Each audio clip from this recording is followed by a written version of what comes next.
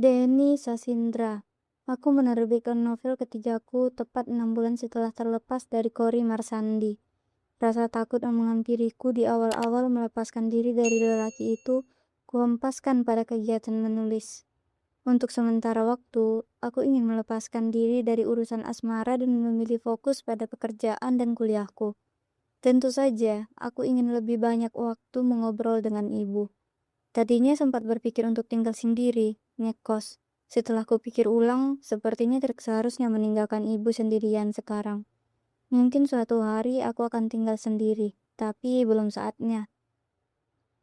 Aku memilih untuk tetap di rumah, meski aku jadi cukup sering pulang malam. Bahkan kadang tidak pulang ke rumah beberapa hari untuk memenuhi undangan acara di luar kota. Atau saat-saat tertentu, aku memang harus tidur di rumah temanku untuk urusan kuliah yang belakangan terbagi karena kegiatan menulis. Rasanya aku sudah seperti penulis paling sibuk di dunia. Pekerjaan ini, jika boleh kusebut demikian, membuka banyak peluang untuk diriku. Aku mulai bertemu orang-orang baru yang memberi energi positif untukku. Sedikit banyak bisa membuatku agak lepas dari persoalan-persoalan perasaan yang lalu. Sekarang hidupku lebih teratur, pikiranku hanya terfokus pada buku, naskah, kuliah, dan konten media sosial. Oh iya, konten media sosial ini sebenarnya ada bentuk tanggung jawab sebagai penulis. Semakin hari, semakin orang-orang mengenal karyaku. Mereka tidak ingin tahu aku sebatas dari buku. Aku juga mengelola beberapa media sosialku.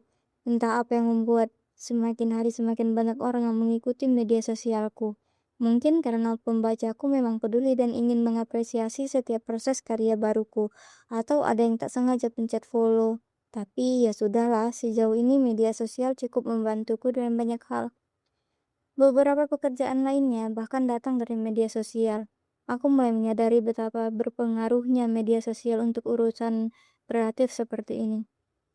Di era internet, kita dituntut untuk bisa beradaptasi dengan teknologi digital.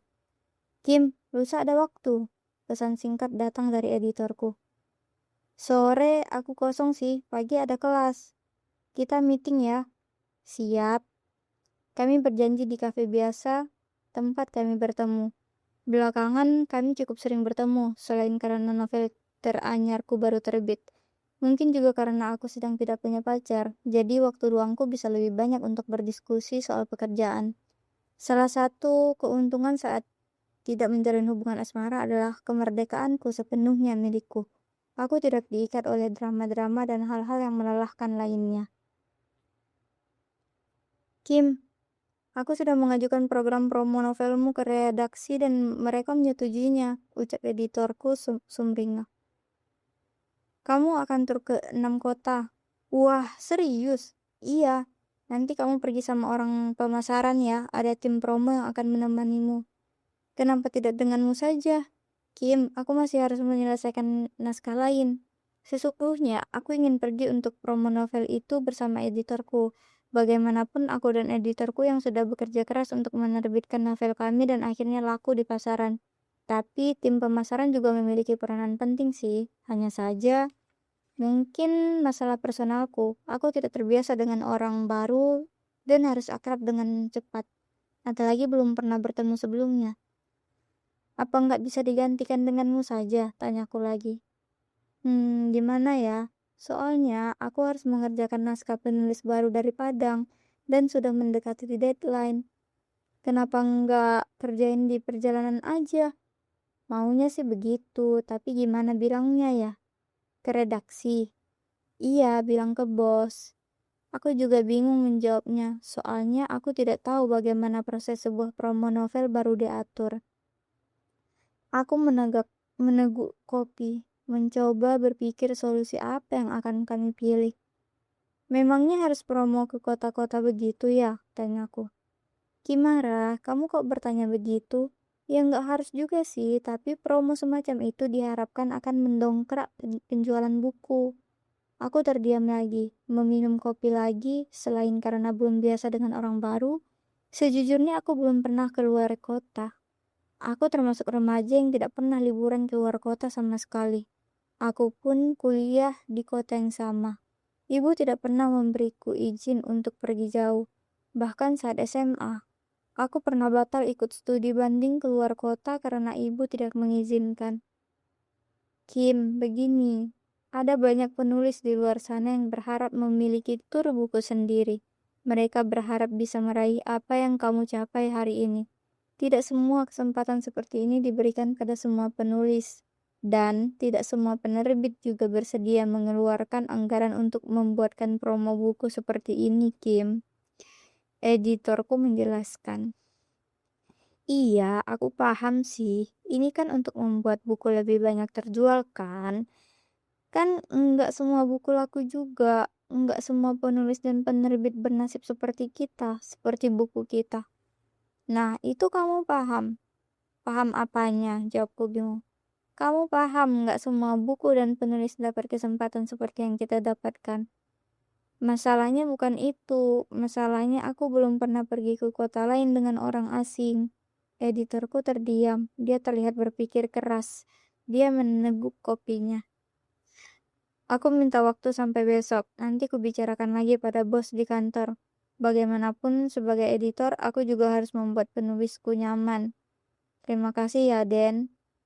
Denny Sasindra, editor pertamaku di penerbit tempatku menerbitkan buku. Perkenalan dengan editorku terbilang tidak disengaja. Hari itu aku ada tugas kampus untuk mewawancarai seorang guru yang kebetulan teman Denny. Aku menerbitkan hasil wawancaraku di blog soal kegiatan mengajar narasumberku. Denny saat itu tidak sengaja membaca tulisanku dan suka dengan cara berceritaku. Ia membaca melalui tautan blog yang dibagikan oleh narasumberku itu. Ajaib memang, internet bisa menghubungkan banyak hal, bisa mempertemukan banyak gagasan, bisa menyatukan banyak kesempatan. Suatu hari dia mengajakku bertemu untuk sekedar ngopi. Aku yang awalnya ragu, akhirnya menerima tawaran itu. Kami bertemu di kedai kopi yang kemudian menjadi kedai kopi favorit kami untuk bertemu. Kedai kopi Ruang Raung. Di hari pertama pertemuan itu, sebenarnya Denny hanya menawarkan mencoba menulis untuk penerbitnya. Setelah berdiskusi panjang, akhirnya aku menulis sebuah novel. Sepanjang diskusi itu, aku lebih banyak menyimak. Setelah semua selesai, dengan tidak percaya diri, aku mencoba menawarkan naskah yang pernah kutulis setelah kepergian Ardi dulu. Denny menerima dengan senang, meski sesungguhnya hari itu aku tidak begitu berharap. Semua kembali berjalan normal. Aku terus melanjutkan kegiatanku seperti biasa hingga beberapa bulan kemudian. Denny mengabariku melalui pesan singkat dan mengajakku bertemu kembali. Itulah hari naskah pertamaku resmi akan diterbitkan. Aku berteriak girang di hadapan Denny. Sejak itu, aku semakin dekat dengan Denny. Bagiku, dia bukan hanya editor, tapi juga teman ngobrol yang asik. Mungkin karena kami sering membahas pekerjaan, jadi obrolan kami terasa satu frekuensi.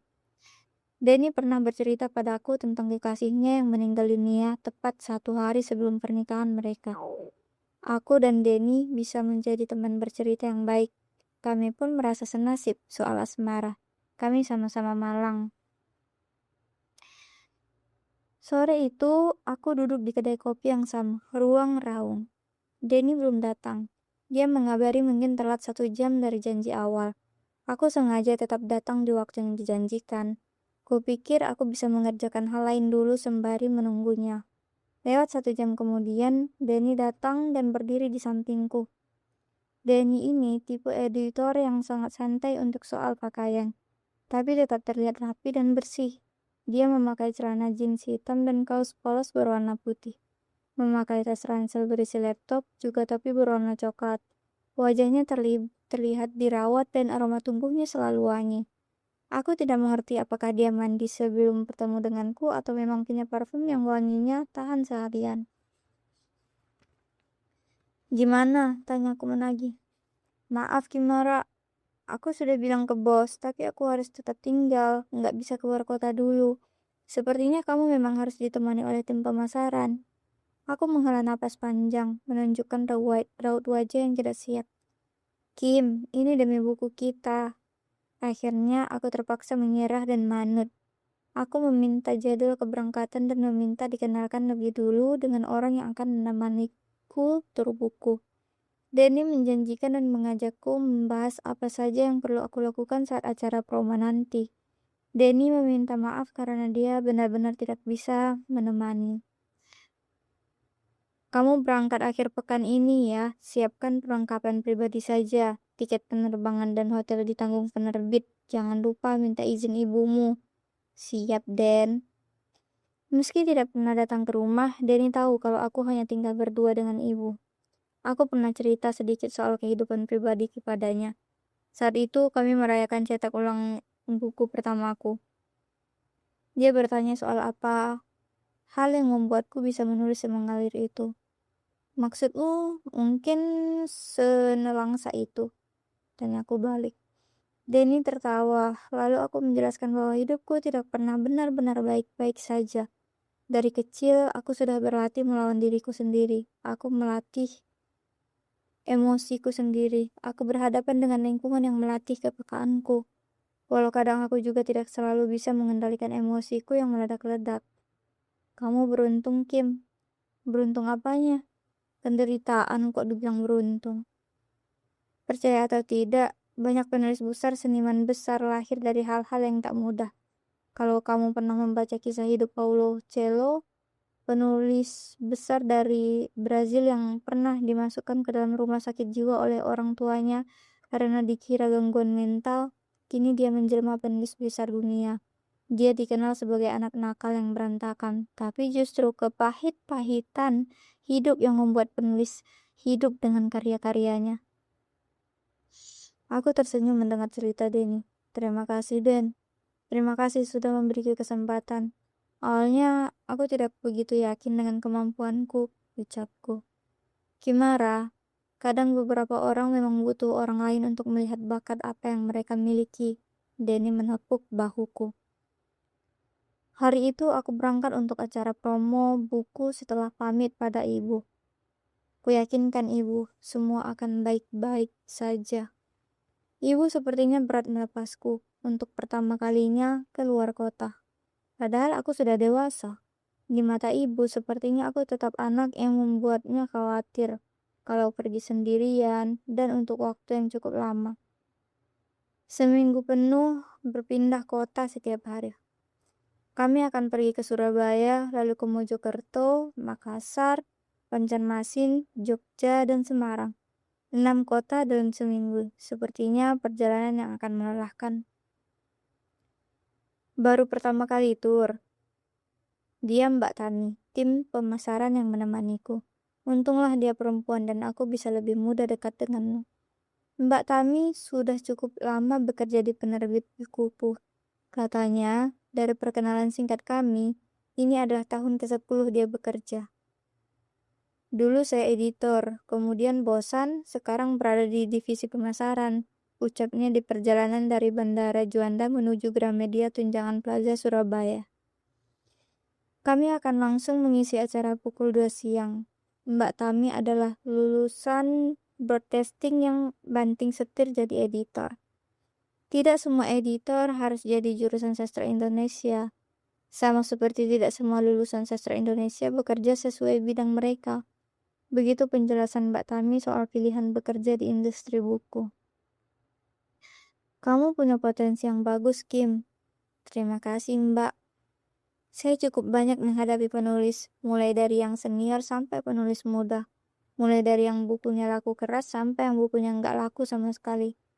Ada banyak karakter penulis, dan dari pertemuan singkat kita, aku melihat kamu punya hal yang tidak semua penulis muda miliki. Aku merasa tersandung sekaligus gugup mendengar pujian Mbak Tami. Dia ternyata tidak seasing yang kubayangkan. Kamu punya etika dan kemampuan yang bagus, Kim. Banyak penulis pemula yang sudah sangat minta ampun, yang sudah sengak minta ampun. Kadang memperlakukan editor dan tim penerbit seperti memperlakukan bawahan, apalagi untuk kelas pemasaran seperti kami. Beberapa penulis sekarang menganggap kami warga kelas kedua di penerbitan. Padahal kalau mereka sadar pekerjaan pemasaran, kami adalah pintu terakhir yang membuka jalan buku-buku mereka pada pembaca. Kalau kami mau mematikan penulis, kami tinggal kacaukan saja distribusi bukunya. Nanti juga habis sendiri karirnya. Tapi ya nggak sejahat itu juga sih, hehe. Mbak Tami bercerita dengan berapi-api, sepertinya dia punya masalah, entah dengan penulis mana. Aku berusaha menyimak persoalan apa yang terjadi dengan aku belum tahu. Aku mengambil kesempatan baik untuk menyerap ilmu dari cerita dan pengalaman Mbak Tami. Dulu, saya bahkan pernah bertengkar hebat dengan salah satu penulis yang berlagak bos. Belum apa-apa sudah merasa bintang besar. Masa bukunya, masa ketika bukunya tidak ditemukan di salah satu toko buku, dia ngomel panjang lebar dan memarahi tim penerbit, bilang kami tidak profesional segala. Padahal setiap buku yang beredar itu sudah diusahakan disebar serata mungkin. Proses distribusi buku kan nggak semudah ngeluh, cerita Mbak Tami berapi-api. Sejujurnya aku bingung harus merespons Mbak Tami seperti apa. Aku hanya mengangguk dan mengiyakan. Beberapa saat kemudian kami sampai di lokasi acara. Hari itu kami mengisi dua acara di dua tempat yang berbeda. Di Surabaya siang sampai sore dan di Jakarta malam hari. Kita makan siang dulu Kimara. Kami mencari makanan di mall dekat lokasi acara. Karena tidak memungkinkan mencari makanan khas Surabaya yang jauh dari lokasi. Kalau acara gini, kita diburu waktu Kimara. Mbak Tami tertawa. Iya mbak, iya ya mbak, aku juga nggak nyangka akan secepat ini durasi acaranya. Ya karena pertimbangan biaya Kim, harus diakui biaya penerbit juga kadang dibatasi untuk promo begini. Kamu termasuk yang diprioritaskan karena nggak semua penulis bisa punya tur sendiri. Dan rahasianya, sebisa mungkin biaya promo juga harus ditekan. Begitu Kim. Terima kasih ya mbak, jawabku merasa beruntung.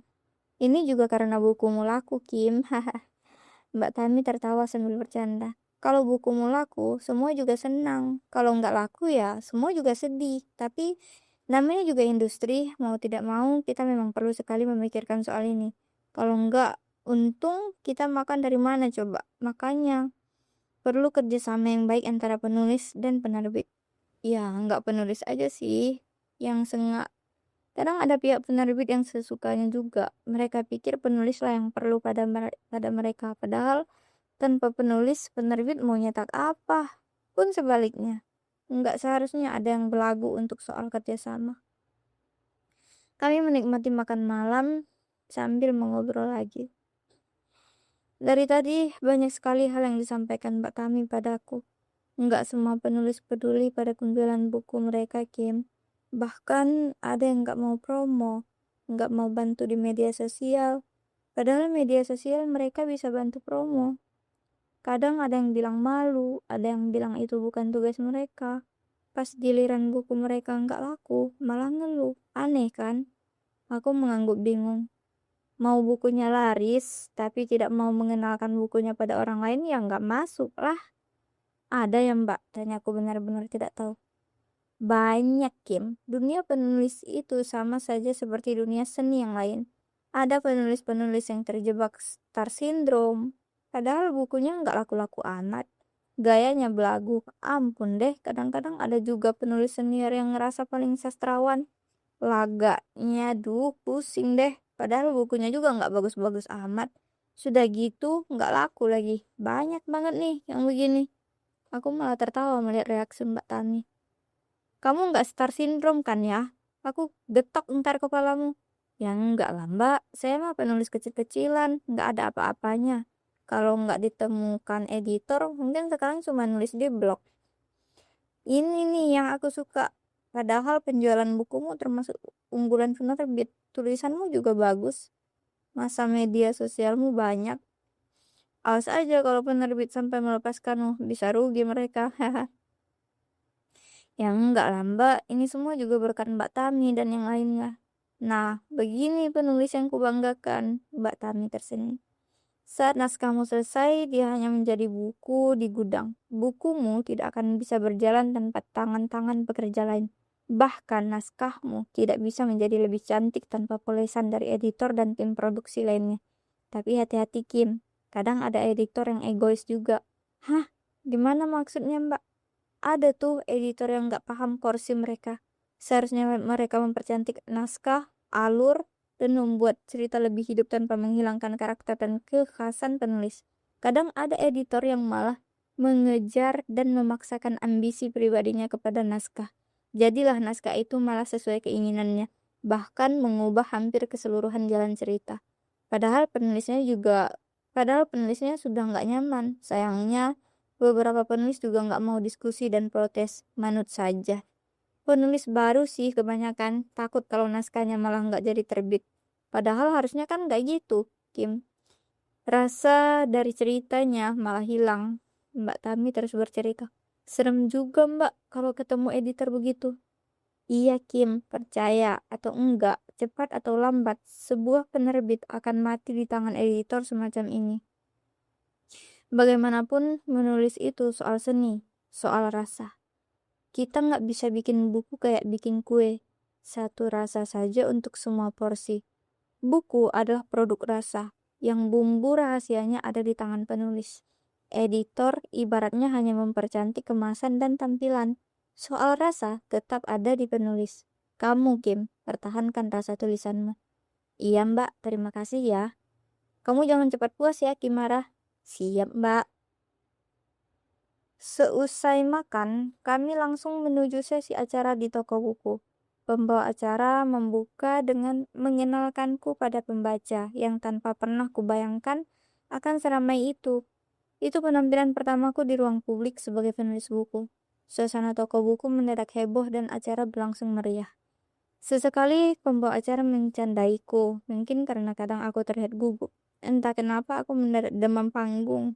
Bersyukur semua bisa berjalan dengan baik hingga selesai, meski awalnya rasanya deg-degan parah. Dua acara hari itu berlangsung dengan menyenangkan, meski awalnya cukup menegangkan.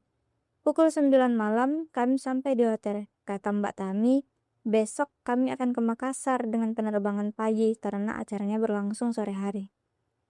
Besok kita makan soto Makassar, ucap Mbak Tami. Siap, Mbak. Sudah, mandi dulu sana, habis itu istirahat. Selesai bersih-bersih, aku merebahkan diri. Mbak Tami sudah tertidur. Mungkin capek karena tadi ia terlalu banyak bicara. Kami tidur sekamar dengan tempat tidur masing-masing. Aku mengecek ponsel. Semoga acaramu menyenangkan, semangat ya. Pesan singkat dari Denny. Aku memejamkan mata, tersenyum setelah membahas pesan singkat Denny dengan ucapan terima kasih. Aku sampai di depan rumah dengan tubuh yang ringkih setelah seminggu penuh keliling 6 kota. Ibu sudah menungguku di depan pintu. Ia membantuku membawakan koper, memintaku duduk di kursi dan mengambilkanku segelas air. Habis ini langsung istirahat. Aku manut dengan segera ke kamar. Ternyata jadi penulis nggak cuma duduk di kamar dan menulis. Aku punya pekerjaan lain bernama tur promo buku. Mungkin karena baru pertama bagiku dan belum bisa menyesuaikan ritme kerjanya. Rasanya benar-benar capek. Tapi meski capek, aku senang bisa bertemu langsung dengan pembacaku di kota-kota yang bahkan dulu tidak pernah kubayangkan bisa datang ke sana. Terlebih lagi, aku banyak sekali dapat ilmu soal dunia yang baru kuselami ini dari Mbak Tami. Seminggu kemudian, aku kembali bertemu dengan Denny. Aku santai di kedai kopi Ruang Raung pukul 6 sore. Setelah kuliah usai, Denny sudah datang lebih dulu. Ia terlihat sedang mengerjakan sesuatu. Aku menyapanya. Dia menatapku sejenak, lalu kembali fokus pada laptopnya. Sebentar ya, Kim, pintanya. Aku duduk di kursi di hadapannya memesan segelas kopi, lalu membuka tasku. Mengambil novel untuk dibaca sembari menunggu urusan Pak Editor selesai. Kalau lagi bekerja dan terlihat tergesa begitu, Dani memang harus dibiarkan.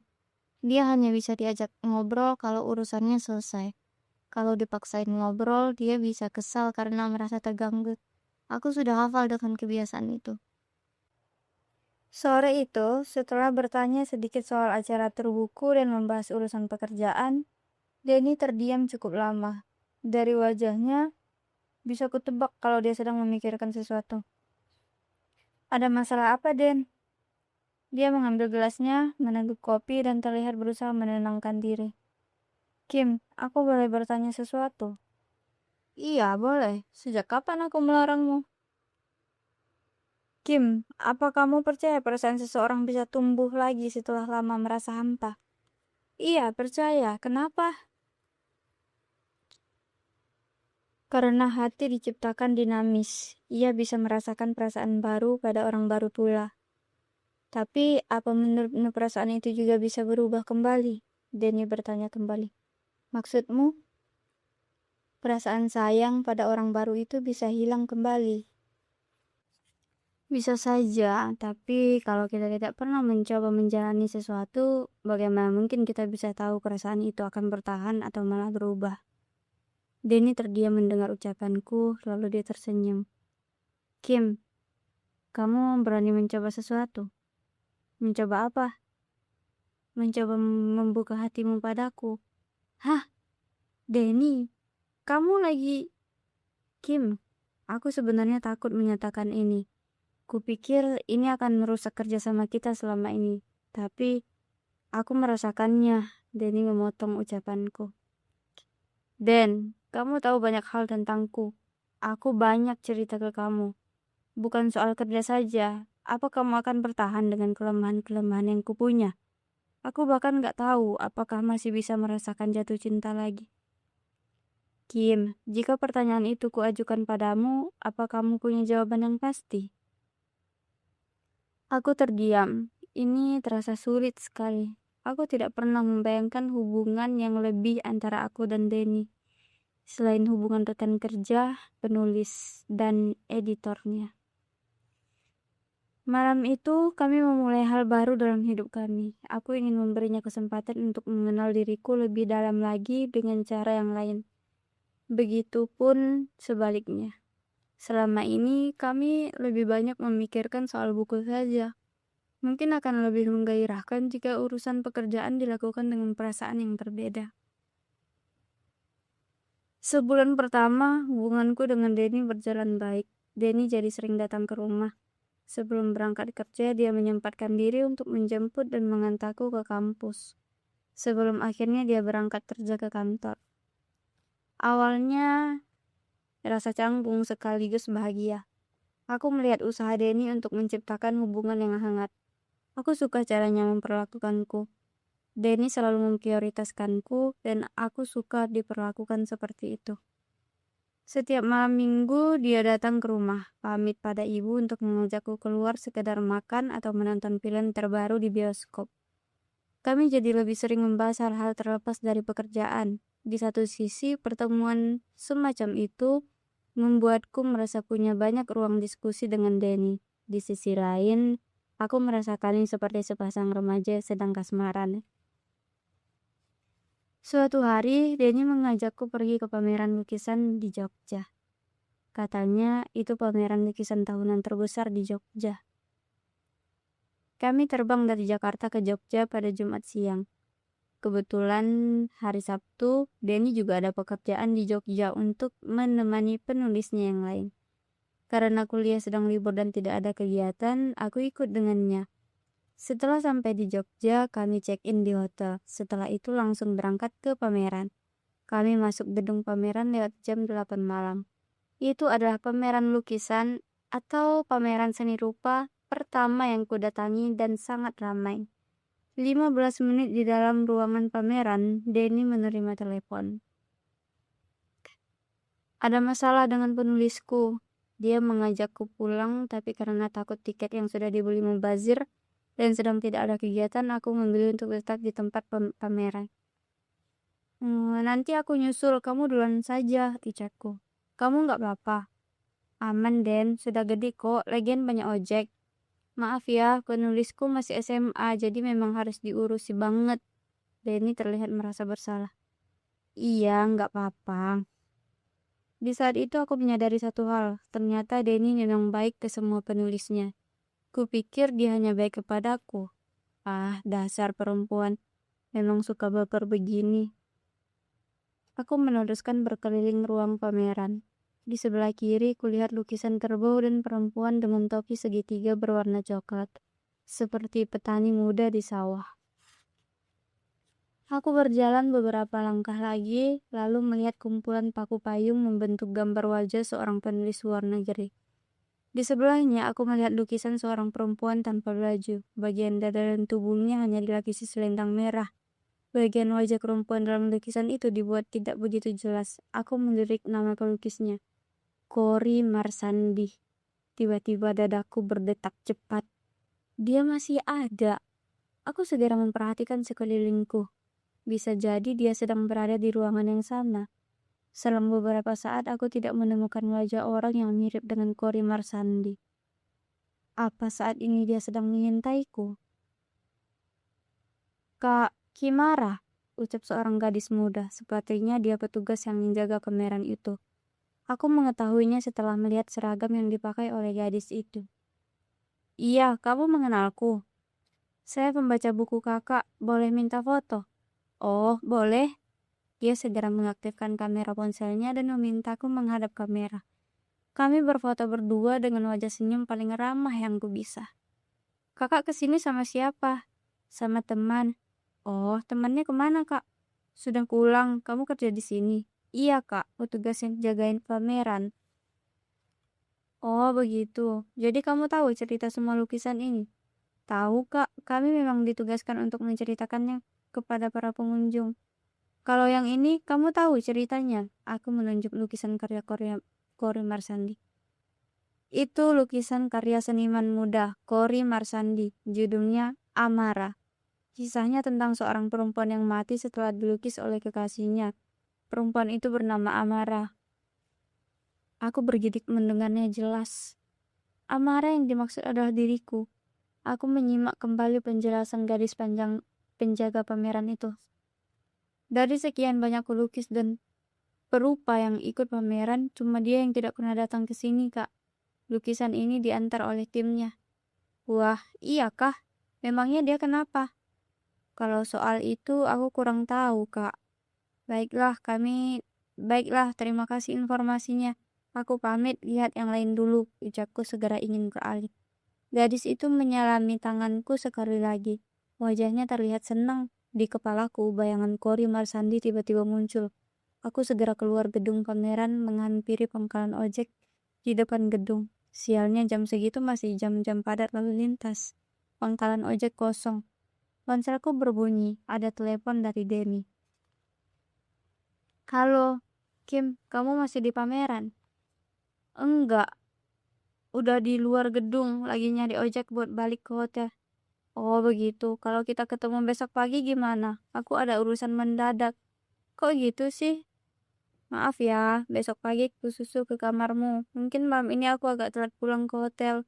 Tim distributor divisi Jogja tiba-tiba mengajak meeting.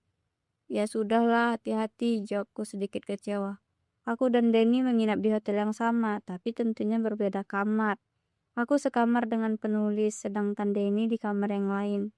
Tak berapa lama ada ojek yang menghampiriku. Segera aku naik dan mengarahkan supir ojek tersebut ke hotel tempatku menginap. Aku sampai di hotel menjelang pukul 10 malam. Ketika masuk kamar, ternyata penulis remaja perempuan itu sedang sibuk dengan ponselnya. Hai, sapaku. Hai, jawabnya singkat. Kulihat wajahnya sedang tidak bersahabat. Aku segera mengambil handuk dan membersihkan wajahku di kamar mandi. Selang beberapa saat kemudian aku duduk di tempat tidurku. Tadi pulang sendiri, tanyaku. Enggak, diantar Kak Denny. Oh, kenapa Denny lebih perhatian sama penulis dibanding pacarnya sendiri? Pikiran itu sempat menyelinap di kepalaku, tapi segera ku abaikan. Kamu enggak diantar ibumu? Tanyaku lagi. Iya, ibu dan ayahku ikut. Mereka ada di kamar sebelah, lagi liburan mungkin, jawabnya jutek. Dari gelagatnya aku menyimpulkan anak ini cukup berada. Aku bisa melihat itu dari pakaian dan gadget yang dia pakai. Padahal bukunya baru satu dan sepertinya tidak begitu banyak terjual. Setelah mencoba membuka obrolan lebih banyak tapi minim respons, akhirnya aku memutuskan untuk tidur. Setelah sarapan di hotel dan bersiap untuk kembali ke kamar, Denny datang agak telat. Aku sarapan bersama penulis muda itu dan orang tuanya. Awalnya aku ingin makan di meja sendiri, tapi ibu si penulis muda mengajakku duduk semeja. Tidak enak menolak, akhirnya aku bergabung. Saat Denny sampai, keluarga itu sudah hendak balik ke kamar, namun si ibu mendekati kami. Nak Denny, mohon penjualan buku anak saya dibantu ya, usahakan bestseller. Saya ingin anak saya terkenal seperti penulis lain, ucapnya pada Denny. Kalau ada yang bisa saya bantu, jangan sungkan menghubungi, tutupnya kemudian pamit. Denny merespon dengan baik. Kupikir itu cara Denny menjaga hubungan baik dengan relasinya. Beberapa saat setelah keluarga itu pergi, aku tertawa, melepas perasaan geli yang dari tadi kutahan. Ada-ada saja memang, ucap Denny menggeleng. Mau sarapan dulu, mumpung masih ada waktu, tawar. Boleh, maaf ya, semalam aku harus meeting sampai subuh soal anak ini. Hah, soal anak ini? Iya, jawab Denny datar. Denny menikmati makanannya. Aku menemani karena penasaran dengan penulis muda yang terkesan sangat diistimewakan itu. Aku bertanya pada Denny. Sebenarnya dia siapa sih? Oh, itu anak pejabat kaya raya. Dia ingin jadi penulis, jadi orang tuanya kerja sama dengan penerbit untuk menuliskan novel anaknya. Dan semalam aku rapat soal itu, bagaimana membuat anak itu jadi besar. Tiba-tiba aku teringat obrolan dengan Mbak Tani, bahwa ada penulis yang sengaja diorbitkan karena mereka punya banyak uang. Kadang mereka membayar jasa penulis lain atau bisa disebut ghostwriter. Orang-orang semacam ini menjadikan profesi penulis sebagai penunjang status sosial mereka saja. Dan hal itu nyata adanya. Sah saja sih sebenarnya, tapi ya begitulah. Gimana maksudnya? Tanyaku. Jadi si ibu tidak puas jika buku anaknya sekedar terbit. Dia ingin buku anaknya bestseller. Dia rela mengeluarkan biaya besar untuk itu. Dia mau membayar untuk biaya promosi demi display yang bagus di toko buku. Aku tersedak, baru tahu kalau ada penulis yang seperti itu. Kimara, semua ini soal bisnis. Sejujurnya, dari hati aku menolak praktik semacam ini. Tapi kadang aku memang harus berdamai dengan ideologiku ketika masuk industri.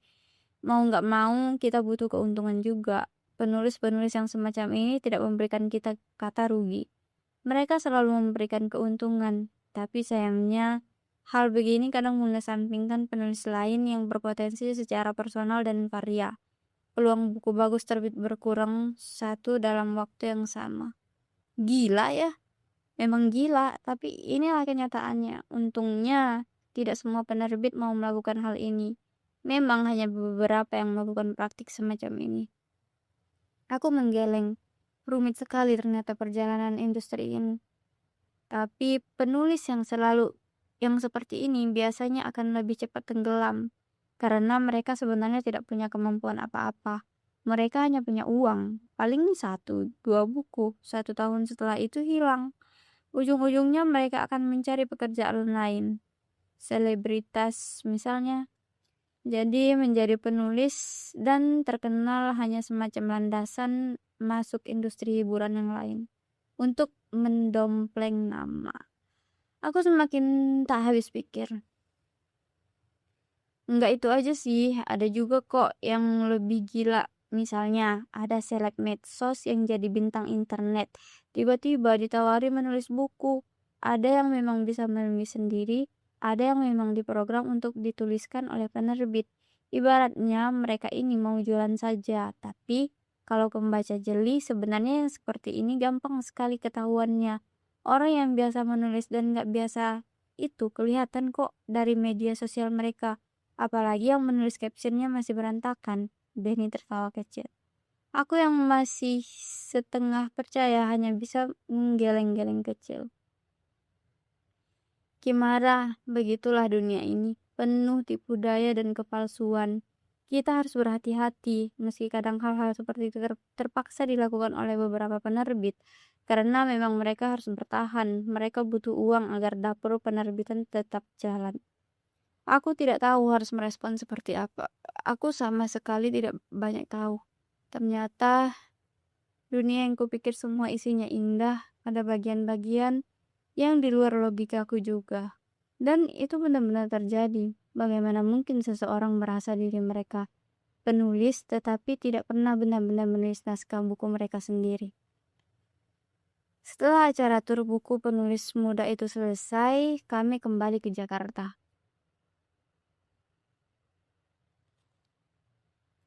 Denny mengantarku pulang. Saat sampai di rumah, dia sempat mengobrol dengan ibu. Aku langsung masuk kamar untuk beberes barang bawaan. Selang beberapa menit, aku keluar kamar dan Denny sudah hendak pamit. Aku mengantarnya ke depan pintu dan melepasnya kerja. Ibu memanggilku saat aku masuk ke rumah. Kimara, ibu tahu kamu sudah besar. Sebenarnya bagaimana hubunganmu dengan Denny? Ibu perhatikan kalian lebih dari sekedar rekan kerja. Bu, kita harus membahas ini sekarang ya. Kimara, kamu sudah hampir wisuda. Sebentar lagi kamu akan sarjana. Kamu sudah selayaknya memikirkan hubungan yang serius. Iya bu, jawabku. Kimara, ibu tidak ingin kamu merasa ibu mencampur hidupmu terlalu dalam. Tapi ibu ingin yang terbaik untukmu. Ibu terdiam sejenak, menarik nafas dalam-dalam. Sudah saatnya ibu mempercayakan kamu kepada seorang laki-laki. Ibu lihat dia ini anak yang baik, dia pasti akan membahagiakan kamu. Iya bu, aku paham. Nanti kalau sudah waktunya aku akan bicarakan dengan Denny. Sudah bukan waktunya main-main lagi, tutup ibu. Ibu pamit ke kamar. Aku berjalan menuju kamarku. Sepanjang malam, aku berpikir soal ucapan ibu. Pasti sulit untuk ibu percaya kembali kepadaku, kepada seorang laki-laki untuk mendampingi anak perempuan satu-satunya. Tapi ibu benar, Denny lelaki baik. Aku harus memikirkan hal yang serius dalam menjalin hubungan dengan Denny. 2 hari berlalu, tapi ucapan ibu masih terngiang di kepalaku. Aku malah tidak fokus melakukan aktivitas. Sebenarnya aku tidak ingin terburu-buru menikah. Meski sudah menjadi penulis dan bisa dikatakan ini sebagai pekerjaan, namun aku masih penasaran bagaimana rasanya kerja kantoran. Aku masih ingin punya kesempatan bekerja rutin di kantor seperti orang lain. Tapi hubunganku harus punya tujuan, harus punya masa depan. Kamu cantik banget, ucap Denny memuji. Aku tersenyum. Hari itu kami berjalan berdua seharian. Denny mengajakku ke museum, melihat koleksi benda-benda bersejarah. Malamnya, kami duduk berdua di alun-alun, memesan kopi susu sembari menikmati malam di bawah bintang-bintang. Perasaanku sedikit deg-degan, karena selama ini gaya hubungan kami termasuk yang sangat santai. Kami nyaris tidak pernah membahas soal hidup di masa depan. Dan sepertinya Denny memang tidak pernah berniat membuka obrolan serius. Kupikir tidak ada salahnya jika aku yang memulai membuka obrolan semacam itu. Dan, iya, kamu pernah kepikiran buat nikah nggak sih? Kok kamu nanya gitu? Kamu kan tahu aku pernah hampir menikah. Iya, dia memang pernah hampir menikah dan calon istrinya meninggal. Tapi kenapa dia malah mengaitkan pertanyaanku kepada masa pahit yang pernah dia hadapi? Maaf, maksudku bukan di masa lalu. Kamu kenapa sih? Tumben ngobrolin hal itu. Nggak apa-apa, aku cuma ingin tahu aja, Den. Kan kita harus punya rencana jangka panjang. Aku tersenyum. Tapi aku melihat senyum yang berbeda di bibir Denny. Di langit, bintang berkedip-kedip seperti lampu yang tak punya tenaga penuh. Denny menatap ke arah jalanan. Di sana ada beberapa anak kecil dan orang dewasa sedang menunggu jalanan sepi untuk menyeberang. Kamu lihat mereka? Tanya Denny padaku. Iya. Kamu pernah nggak sih membayangkan kalau kita menikah lalu punya anak? Iya, aku pernah membayangkannya. Pasti lucu. Bagaimana kalau ternyata justru sebaliknya? Maksudmu? Bagaimana kalau dengan menikah hanya akan memperbanyak manusia di bumi? Dan itu mendatangkan penderitaan-penderitaan baru. Setiap manusia memiliki sisi deritanya masing-masing. Bagaimana kalau mereka tumbuh dan besar dalam derita? Bukankah dengan menikah artinya kita hanya akan menambah jumlah penderitaan di bumi? Denny menyudahi ucapannya dengan senyuman, seperti meyakinkan bahwa pikirannya benar adanya. Saat itu aku sadar satu hal, Denny hanya ingin punya teman mengobrol yang lebih dari rekan kerja. Setelahnya dia tidak pernah punya keinginan melebihi itu. Beberapa hari kemudian aku memutuskan untuk mengakhiri hubungan dengan Denny. Aku tidak mau meneruskan hubungan dengan lelaki yang tidak punya sikap untuk masa depan. Lelaki yang hanya memikirkan bahagia dirinya sendiri. Lelaki yang tidak bisa menerima pandangan hidup pasangannya. Meski untuk urusan pekerjaan, dia termasuk yang paling baik yang kukenal. Setelah kejadian itu, hubungan kerjaku dengan Denny terus berjalan baik. Denny mengerti bahwa perbedaan prinsip hidup kami memang tidak bisa dipaksakan. Hanya saja demi menjaga perasaanku, aku memutuskan untuk jarang bertemu dengannya. Urusan pekerjaan lebih banyak melalui pesan singkat dan email. 6 bulan kemudian, saat novel keempatku terbit, Denny memilih untuk berhenti sebagai editor buku. Dia pindah ke kota lain. Katanya dia ingin melepaskan diri dari hal-hal yang selama ini dia miliki. Satu hal lain yang ku tahu akhirnya, Denny tidak pernah benar-benar bisa melepaskan bayangan calon istrinya yang meninggal menjelang pernikahan mereka. Terima kasih, Kim. Maaf, ternyata aku masih menjaga perasaanku padanya. Mungkin nanti kami akan dipertemukan lagi. Senang bisa bekerja sama dengan. Semoga kamu menemukan editor dan kekasih yang lebih baik setelah aku. Itu ucapan terakhir Denny, lelaki yang tak berani membuat komitmen dengan orang yang baru.